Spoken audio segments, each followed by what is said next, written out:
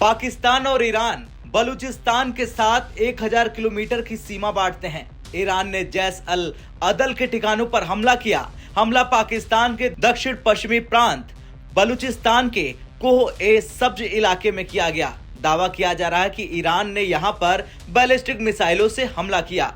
Iran के पास अलग अलग रेंज की दर्जनों बैलिस्टिक मिसाइलें हैं। ये बात कहीं से सामने नहीं आ पा रही कि ईरान ने कौन सी मिसाइल का इस्तेमाल किया, लेकिन जिस सटीकता का दावा किया जा रहा वो क्षमता ईरान की 3 मिसाइलों के पास हैं। ये मिसाइलें हैं डेजफुल, एमाद और गद्र 110।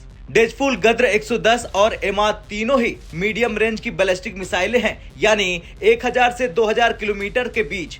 तीनों को उनकी सटीकता के लिए जाना जाता है। इसके अलावा ईरान ने शाहेद 160 ड्रोन का भी इस्तेमाल किया है। इस ड्रोन की रेंज भी 1000 किलोमीटर है, यानी इतनी दूर जाकर ये हमला कर सकता है। ये ईरान द्वारा बनाई गई मीडियम रेंज बैलिस्टिक मिसाइल है। इसका सबसे पहले प्रदर्शन 2019 में किया गया था। इस मिसाइल की रेंज 1000 किलोमीटर है। इसके ऊपर 600 से 700 किलोग्राम वजन का वॉरहेड लगा सकते हैं। इसकी CEP 5 मीटर, यानी टारगेट के 5 मीटर इधर उधर भी गिरा तो टारगेट पूरी तरह से खत्म हो जाएगा।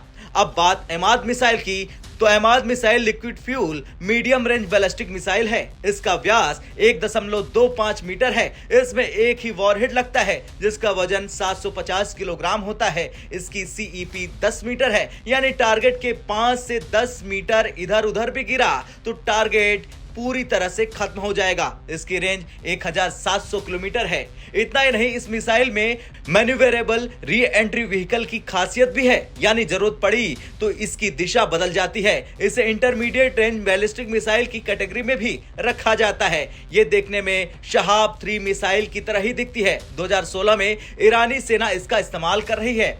अब बात गद्र 110 की, तो गद्र 110 मीडियम रेंज बैलिस्टिक मिसाइल है। इसकी रेंज 1800 से 2000 किलोमीटर है। इसकी गति बहुत ज्यादा भयानक है। ये मैक 9 की गति से उड़ान भरती है, यानी 11113.2 किलोमीटर प्रति घंटे की स्पीड से टारगेट की तरफ बढ़ती है। इसे एंटी सैटेलाइट मिसाइल और IRBM की कैटेगरी में भी रखते हैं। ये मिसाइल इनर्शियल गाइडेंस और GPS नेविगेशन के आधार पर चलती है। इसकी CEP 110 मीटर है, यानी टारगेट के 110 मीटर की रेडियस में कहीं भी गिरे ये टारगेट को खत्म कर देता है। 2 स्टेज की मिसाइल में पहला स्टेज लिक्विड और दूसरा सॉलिड फ्यूल वाला है। इसकी लंबाई 15.5 मीटर है। ये ईरान का लॉइटिंग म्यूनिशन है, यानी आत्मघाती हमलावर ड्रोन।